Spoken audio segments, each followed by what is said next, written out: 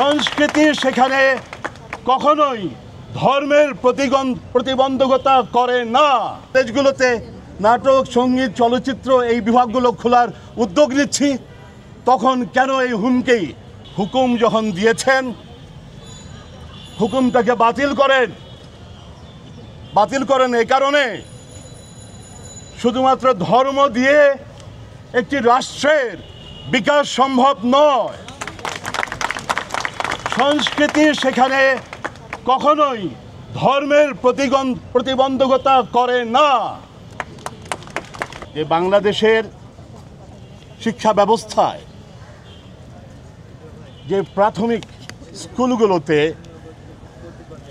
এই স্কুলগুলোতে যে শিক্ষক, সঙ্গীত শিক্ষক, শরীরচর্চা বিষয়ে শিক্ষক, যেটি আমাদের সঙ্গীতের, আমাদের নাটকের, আমাদের চলচ্চিত্রের, আমাদের নৃত্যকলার, আমাদের সাহিত্য সংস্কৃতির ইতিহাসের, এই বাংলাদেশের যে এই দেশটির যে ইতিহাসের এটি গুরুত্বপূর্ণ বিষয়ে এটি আঘাত তারা করেছে।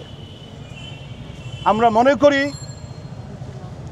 এই বিষয়টি যারা করেছেন এবং যারা এই বিষয়টিকে দেখাশোনা করছেন, পলিসি মেকিং আছেন, আমরা জানি, আমরা মনে করি আমাদের বর্তমান যে রাষ্ট্র ব্যবস্থায় যে সরকার আছেন তারা অনেকেই শিক্ষক।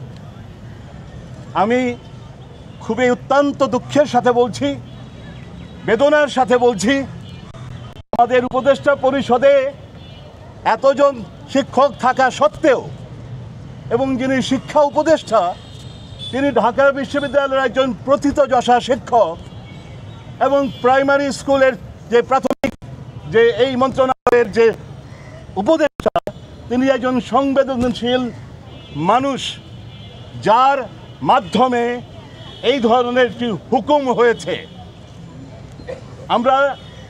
আমাদের শিক্ষার্থীরা আমার চেয়ে অনেক পরিষ্কার করে বলেছে, সঙ্গীত, নাটক, চলচ্চিত্র, নৃত্যকলা এই জিনিসগুলোর প্রয়োজন কি বাংলাদেশে। আপনাদের উল্লেখ করেছে গণ অভ্যুত্থানের পর বাংলাদেশ একটি সুনির্দিষ্ট রাষ্ট্র ব্যবস্থা চায়।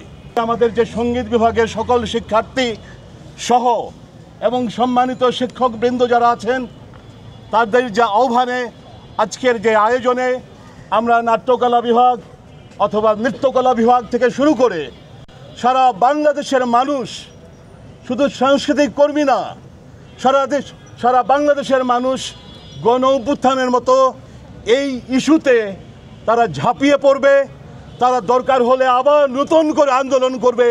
এটা আমাদের প্রত্যাশা, এটা আমাদের বিক্ষোভ।